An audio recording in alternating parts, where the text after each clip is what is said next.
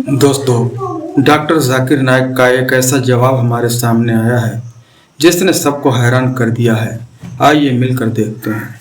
कोई विशेष शक्ति तो है। तो मतलब गाय के गोबर से जो गेहूं और जौ है उसको खाने से संतान प्राप्ति हो जाएगी, यानी वो जो कहते हैं मतलब देखिए, संतान प्राप्ति का तो मुझे खैर पता नहीं, लेकिन हाँ इतना बहुत है कि अगर जो गेहूं फर्टिलाइजर में उगा हुआ है और जो गाय के गोबर के मैन्योर में उगा हुआ है, क्योंकि ना इससे उपजाऊपन बढ़ता है इसका, तो अगर निश्चित रूप से अगर यहाँ जो पैदावार होती है ना, that is far more better than fertilisers. वैसे तो वो जैसे आपने कई प्रोडक्ट्स को इंडोर्स किया चेहरे पे लगाने वाला, हाँ जी, जैसे वो गोबर को इंडोर्स करते हैं, वो कहते हैं गोबर लगाइए ब्यूटी हासिल हो जाएगी, फेयरनेस हासिल हो जाएगी। ऐसा भी क्लेम ट्राई किया क्या? वैसे मैंने तो कभी ट्राई नहीं किया, लेकिन हाँ एक हमारे यहाँ एक माता जी हैं, तो उनको पिंपल की दिक्कत थी, तो हमारे यहाँ पर वो गौ अर्क आता है, तो उससे वो जो है वॉश करती थी, सो उनको विद इन 1 मंथ आराम आया उससे। तो इसलिए गौ अर्क कार्य तो करता है, गौ माता में है कुछ अद्भुत शक्ति तो है कि अगर साधारण मूत्र हो तो वो ऐसा कार्य नहीं करेगा, लेकिन गौ माता से जो आ रहा है। आज हम जिस चीज़ के लिए यहाँ पे जमा हुए हैं उसका टॉपिक यूनिवर्सल ब्रदरहुड है, पर मुझे कहीं ना कहीं ऐसा लगा कि हम इंसानों तक सीमित रह गए। मेरा ऐसा कहना है कि हम इंसानों में कुछ इंसान ऐसे भी हैं जिनकी कुछ फीलिंग्स या जिनको जानवरों के बारे में भी थोड़ी फीलिंग्स हैं, और अगर आप उन्हें हर्ट करते हैं तो ये उस इंसान के रिलीजन के प्रति जाना है। तो मेरा ये मानना है कि भगवान कुछ नहीं है, सिर्फ एक यूनिवर्सल ब्रदरहुड का माध्यम है, ताकि एक भगवान को हम पूजें या इबादत करें और इसके थ्रू हम यूनाइट हो जाएं।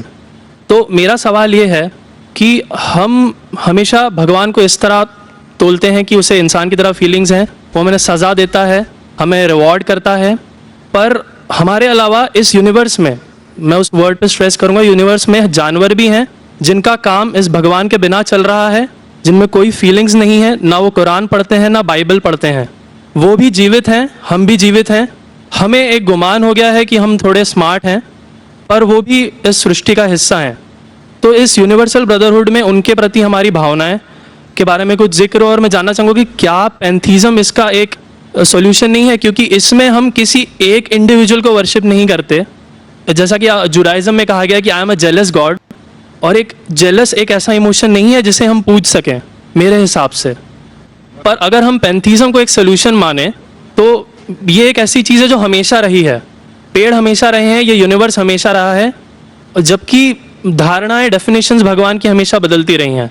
तो अगर हम गॉड को कांस्टेंट के रूप में देखना चाहते हैं और इसे एक माध्यम बनाना चाहते हैं आपसी भाईचारे का, आलमी भाईचारे का, तो क्या पैंथीज़म इसका एक सोल्यूशन नहीं है? भाई साहब ने सवाल पूछा कि यूनिवर्सल ब्रदरहुड हम सिर्फ इंसानों तक महदूद रह गए हैं, क्या जानवर में जान नहीं है? और ये भगवान को हमने खुद बनाया ताकि आलमी भाईचारा रहे, लेकिन क्या पैंथीज़म इसका सोल्यूशन नहीं है कि भगवान को हम दूसरे रूप में देखें? भाई साहब का अच्छा सवाल है। सवाल के 2 हिस्से हैं। पहला एक हिस्सा है कि यूनिवर्सल ब्रदरहुड सिर्फ महदूद इंसानों तक क्यों, जानवर पेड़ पौधों को क्यों नहीं लिया गया?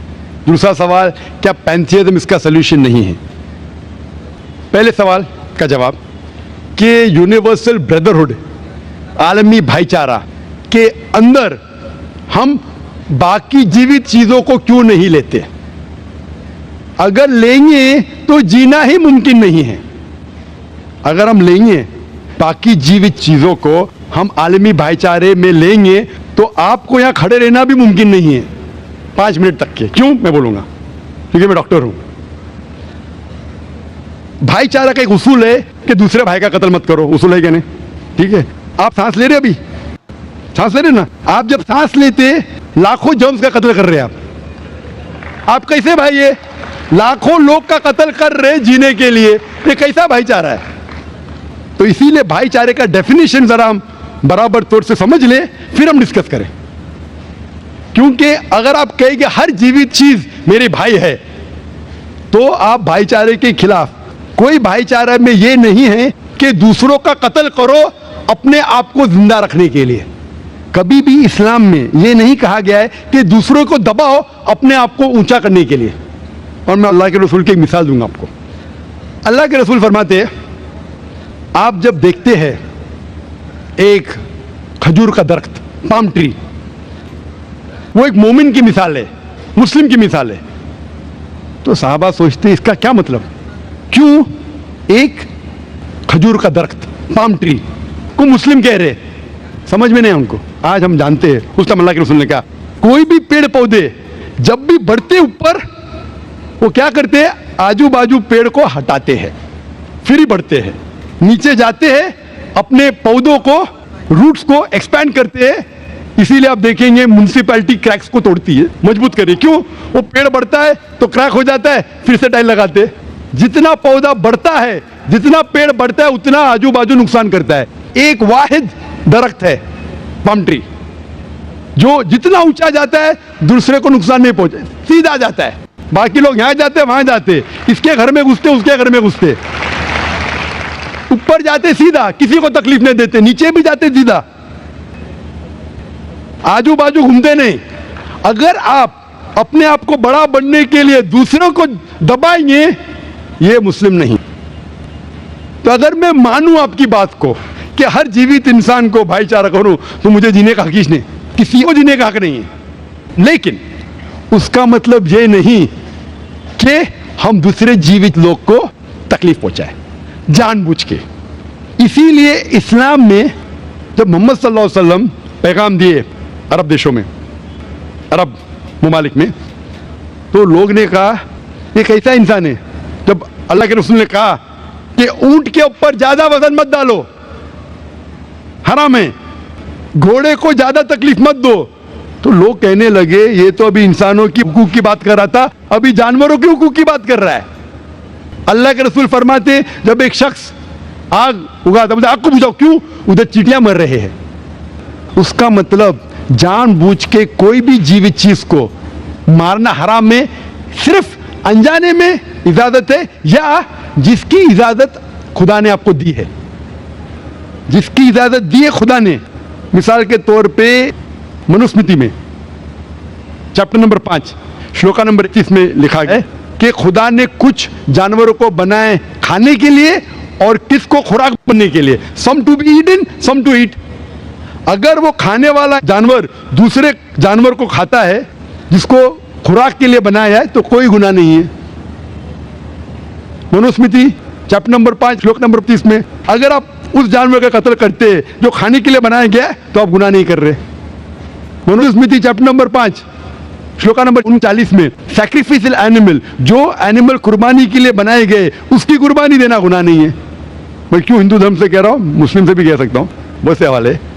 उसका मतलब हमें किसी को तकलीफ नहीं देना चाहिए।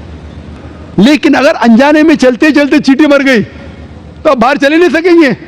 आप सांस लेंगे जर्म, तो अल्लाह ताला ने जर्म को पैदा किया है मरने के लिए आमतौर पे, तो आप गुनहगार नहीं। मालूम कुछ जैन लोग मास्क पहनते तो भी मरते, पानी को उबालते, उबालने से मार रहे, उबालने पानी पी के फायदा क्या? अंदर मारने के बदले बाहर मार रहे, क्या फायदा? ये मुमकिन ही नहीं है। लेकिन जानबूझ के कोई जानवर को, और एक मिसाल दूंगा, हमारे खतीब जुमा नमाज पढ़ाए थे कल, डॉक्टर उस्मान, उनने अपने खुतबे में मिसाल दी थी। क्या एक औरत थी जो बहुत बेहया थी, क्या कहेंगे, जो आम तौर पे लोगों की जीनत थी। मैं लफ्ज़ उर्दू ज़रा मेरी कमज़ोर है, मैं किसी को ठेस नहीं पहुंचाना चाहता। इंग्लिश में कहेंगे नॉट विद गुड कैरेक्टर, बाजारी औरत। ज़रा मैं ऐसे लफ्ज़ में इस्तेमाल करना चाहता किसी को चोट पहुंचे, तो बाजारी औरत थी जो बहुत गुनाह करती थी। लेकिन एक वक्त एक कुत्ते को पानी पिलाया, तो अल्लाह के रसूल फरमाते सिर्फ वो एक अच्छे अमल की वजह से खुदा ने उसे जन्नत में डाला। बाजारी औरत गलत काम करती है, जिना करती है, एक अमल क्या की, एक कुत्ते को पानी दी, इंसान को नहीं कुत्ते को, और अल्लाह उसे जन्नत में डालता है। दूसरी तरफ एक अच्छी औरत, नेक औरत, लेकिन एक बिल्ली को बंद करती है, चेन करके रखती है, उसकी आज़ादी को कैद करती है, अल्लाह ताला उसको जहन्नम में डालता है, नरक में डालता है। इसे कहते हैं जानवरों के हुकूक। मतलब जानवरों के भी हुकूक इस्लाम में हैं। अल्लाह के रसूल फरमाते कि चिड़िया की जान भी मत लो बिना वजह, चिड़िया स्पैरो, अब पढ़ेंगे कुरान में और हदीस में कई इसके पर लेक्चर। तो इसलिए हम मानते हैं कि जीवित चीज का हमें एहतराम करना चाहिए, उसके रूल रेगुलेशन है। बोलेंगे सब जीवित चीज मेरे भाई है, नहीं भाई सब भाई नहीं है। अब वाह, क्या बेहतरीन जवाब दिया डॉक्टर जाकिर नाइक ने। कुछ लोग इतना करते, कुत्ते के पीछे हर महीने लाख रुपया खर्चा करते। अरे गरीब लोग मर रहे, लाख रुपये से 10 घर हर महीने लाख रुपया अपने पूडल के ऊपर डालते हैं, लाख रुपये से कम 10 घर तो चलेंगे ना महीने, 20 घर चलेंगे मुंबई में, हाँ के नहीं? वो 20 घर को संभालो ना, एक पूडल को संभाल रहे। ये किधर का इस्लाम है? ठीक है, जानवर की कदर करो, इतना कदर मत करो कि उसके हाथ में चेन डालो सोने की, ये करो, ये खाना लेके आओ, खाना लेके आते लाख रुपए का, आप समझ रहे ना? तो इतना मत इसराफ करो। इस्लाम के अंदर सिखाया गया है कि भाईचारा, जो मैंने जिक्र किया, बट जानवरों को भी देखो और उसके साथ अच्छा बर्ताव करो, बिना वजह किसी जानवर का कत्ल मत करो। ये आपका सवाल था। आपका दूसरा सवाल इसके अंदर जवाब हो गया। आप कहते हैं कि पैंथियज्म, सबको खुदा मानना, इसका जवाब है। उसका जवाब में कहा था, हमारे भाई जो अवतार सिंह थे ना, उसने कहा था पैंथियज्म, सब कुछ खुदा है, सब कुछ खुदा है। इससे क्या होता है कि सब कुछ खुदा है, मतलब अगर आप सबको खुदा मानते, चोर को भी खुदा मानते, डाकू को भी खुदा मानते, खुदा का मतलब उसका कहना मानना, बराबर कि नहीं? उसकी इज्जत करना, उसकी इबादत करना, वो जो कहता है उसकी बात मानना। तो आप अगर वो चोर को खुदा बोलेंगे, वो बोलेगा चोरी खुदा, चोरी करना शुरू करेंगे। वो बलात्कार करने वाला कहेंगे आपसे, आप उसको खुदा बोलेंगे, चल मैं बलात्कार कर, आप करेंगे? करेंगे? तो इसी तरह ये इलॉजिकल है।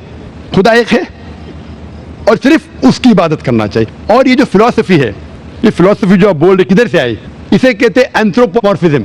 क्या कहते हैं? एंथ्रोपोमॉर्फिज्म, मतलब गॉड ने हर चीज की शक्ल हासिल की। और इसके अंदर एक फिलॉसफी है कि खुदा इतना पाक, इतना नेक, वो जानता नहीं कि किस तरीके से इंसान को तकलीफ होती है। और ये एंथ्रोपोमॉर्फिज्म जो फिलॉसफी है, खुदा अलग अलग चीज में शामिल होते हैं। और कई मजहब, इस्लाम के अलावा कोई मजहब कहता है कि खुदा एक बार इंसान का रूप हासिल किया, कुछ मजहब कहते हैं अनेक बार।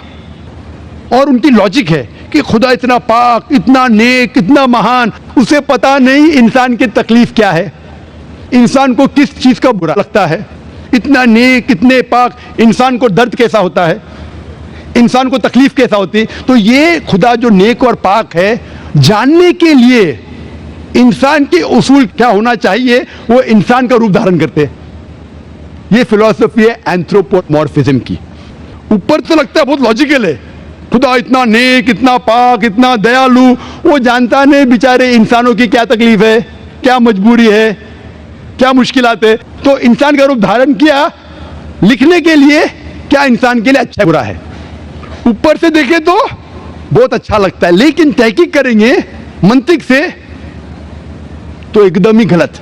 मिसाल के तौर पे, अगर मैंने एक डीवीडी प्लेयर बनाया, डीवीडी प्लेयर, क्या मुझे जरूरी है कि मैं डीवीडी प्लेयर बनूं ये जानने के लिए डीवीडी प्लेयर के लिए क्या अच्छा है क्या बुरा है? जरूरी है? नहीं। मैं एक इंस्ट्रक्शन मैन्युअल लिखूंगा कि डीवीडी प्लेयर को प्ले करने के लिए डीवीडी डालो, प्ले का बटन दबाओ, स्किप करने का स्किप का बटन दबाओ, स्टॉप करने का स्टॉप का बटन दबाओ, पानी में मत डालो खराब हो जाएगा, ऊपर से मत फेंको खराब हो जाएगा।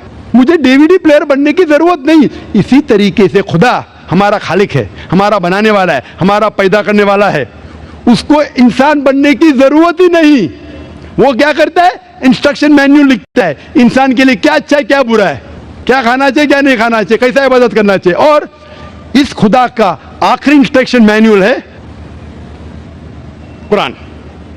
इस ईश्वर, इस भगवान, इस अल्लाह, इस खुदा का आखिरी इंस्ट्रक्शन मैन्युअल है कुरान। इस कुरान मजीद में लिखा है आपके लिए क्या अच्छा है क्या बुरा है, किस तरीके से जानवर से अच्छा बर्ताव करना चाहिए, किस तरीके से भाईचारा बढ़ना चाहिए, किस तरीके से गरीबों की मदद करना चाहिए, सब लिखा है इसमें। खुदा को खुद इंसान बनने की जरूरत नहीं, क्योंकि वो हमारा खालिक है, हमारा मालिक है। तो इसीलिए ये पैंथियज्म फिलॉसफी इज टोटली रॉन्ग। और वेद में किधर नहीं लिखा है, आप जाएंगे दूसरी किताबों में लिखा है, आप अगर देखेंगे मेरी कैसेट हिंदुइज्म एंड इस्लाम पे, लेकिन वो किताबें वेद से ऊंची नहीं है। वेद में सिर्फ लिखा है तौहीद के बारे में, एक खुदा के बारे में, एक कम सत्य विप्रा बहुधा वेदांते, खुदा एक है, उसको नाम इरादा दे सकते हैं आप, लेकिन खुदा एक है, उसकी सिफत आप बयान कर सकते हैं। और वो एक खुदा है, न तस्य प्रतिमास्ति, उसका कोई अक्स नहीं है, ना कोई पिक्चर है, ना कोई पेंटिंग है, ना कोई मूर्ति है, ना कोई स्टैचू है। होप ध्यान से देखो। दोस्तों, ये था डॉक्टर जाकिर नायक का शानदार जवाब। सचमुच दिल खुश हो गया इनकी गुफ्तगू सुनकर। इन्होंने जो नुक्ता बयान किया है अगर हम उस पर अमल कर लें तो हमें जीने के लिए काफ़ी होगा। आप लोगों का इस बयान के बारे में क्या राय है? नीचे कमेंट सेक्शन में अपनी कीमती राय का इजहार कीजिए। अगर आपको मेरा ये रिएक्शन वीडियो पसंद आई हो तो वीडियो को लाइक करें और चैनल को सब्सक्राइब करना बिल्कुल ना भूलें, ताकि हम आइंदा भी ऐसी ज़बरदस्त वीडियो पर हम सब बात कर सकें। अपना और अपने प्यारों का ख्याल कीजिए। फिर मिलेंगे अगली वीडियो में, तब तक के लिए अल्लाह हाफिज़।